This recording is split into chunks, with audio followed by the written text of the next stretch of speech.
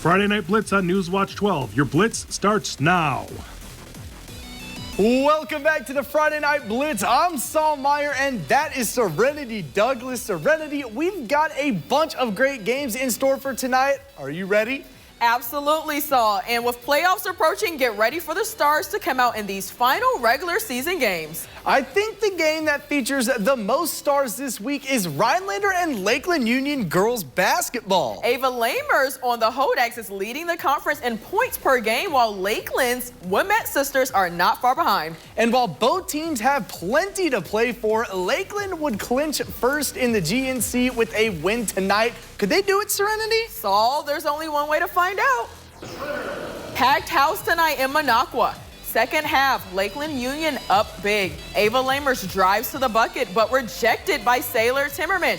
On the other end, Christina Womette finds Kale Quad, and she drives it into a wide open lane and finishes the layup. Rhinelander trying to make something happen on the other end. Ava Lamers drops this floater in the lane. She'd have 9 points on the game. But tonight was the T-Birds night. Christina Womette with a nice post move for 2. And freshman Ava Evenhouse getting in on the fun. She swishes this jumper. Lakeland clinches the Great Northern Conference with this win. They beat the Hodaks 74-27.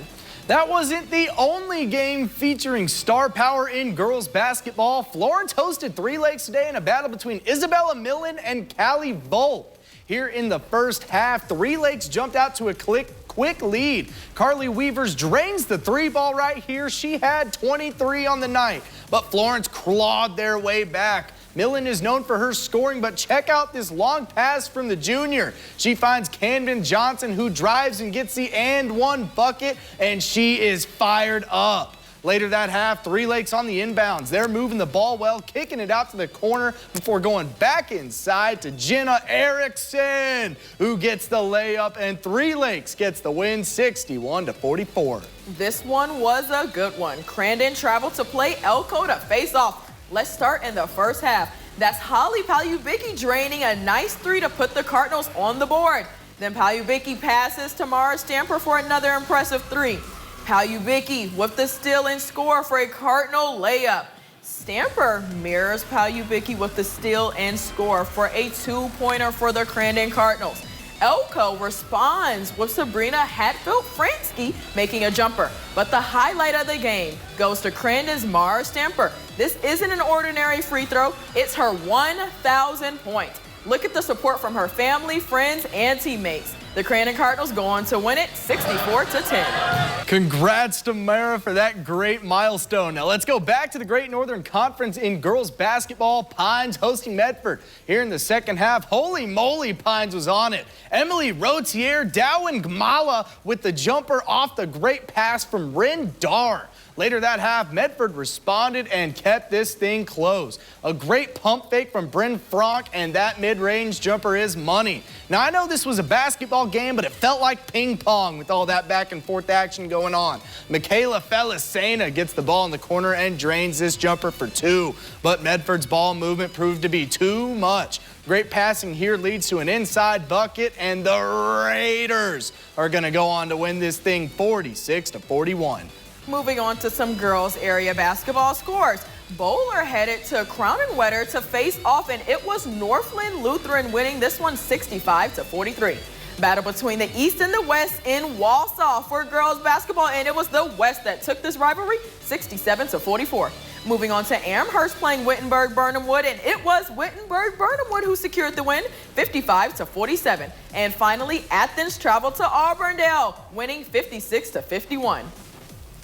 What a great bunch of games we saw tonight, Serenity, but we're not done yet. That's right, Saul. We've already talked about Rhinelander and Lakeland Union girls game, and we'll tell y'all all who won the boys matchup after the break. Friday Night Blitz brought to you by Trackside Sales and Service and Menke Buick GMC Mazda. Welcome back to the Friday Night Blitz. I'm Saul Meyer, and that is my partner, Serenity Douglas. Serenity, we already talked about the girls' game between Lakeland Union and Rhinelander, with the T-Birds winning that one. That's right, Saul. And Lakeland Union's girls team is now one win away from running the Great Northern Conference and going undefeated in GNC games. Now let's talk about the boys' team. It's a tale of fire and ice. One team is hot as ever. The other team is kind of cooled off as of late. Lakeland Union entered today's game on a 4-game winning streak, while Rhinelander has dropped their last 7. Both streaks could come to a close with a Hodag win. Could they do it, Saul? Well, Serenity, there's only one way to find out. The Thunderbird student section came out tonight. First half, Hodag start this one firing. Will Gretzinger lets loose from the 3-ball, Swiss City. On the other end, Leighton Larson is looking for a teammate. No one open. Little shake and bake and a 3-ball. Nothing but net for Larson. A few minutes later, Larson drives and finds a cutting Nate Areola. But the Hodags battle back. Gretzinger comes around a screen, and a late switch means another 3-ball for him.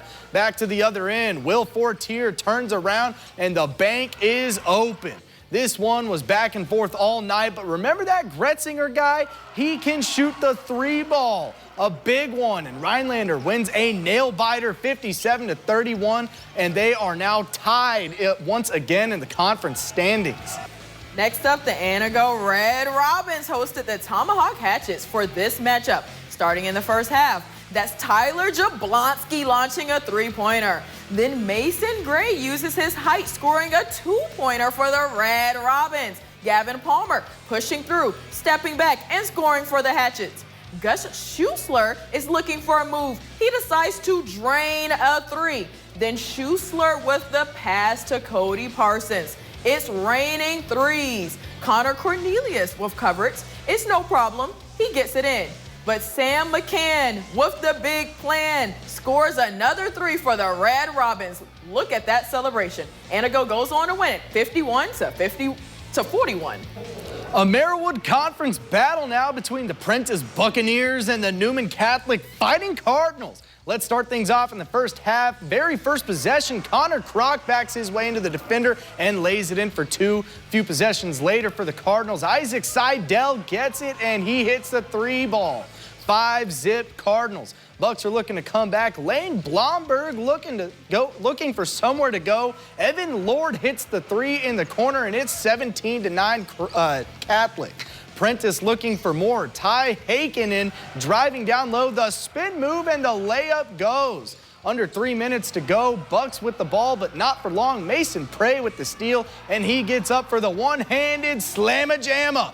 Prentice was up 8 at the half, and they go on to win this one Newman Catholic wins this one 80-66. Let's take a look at some boys' area scores. First up, a GNC matchup with the Northland Pines at Medford. And the Red Raiders showed why they're the #1 team in the Great Northern, winning this one 59-58. Three Lakes headed to Boulder to face off. Three Lakes took the cake for this one 84-51, and Schwamigan headed all the way to Edgar to face off, and Schwamigan took this one 59-54. What a great bunch of games we got to see tonight, Serenity. A lot of high-quality hoops going on tonight. That's right, Saul, and they're only going to get better with the postseason coming up soon. Well, that's all the time for y'all that we have tonight. For Serenity Douglas, I'm Saul Meyer. Have a great night.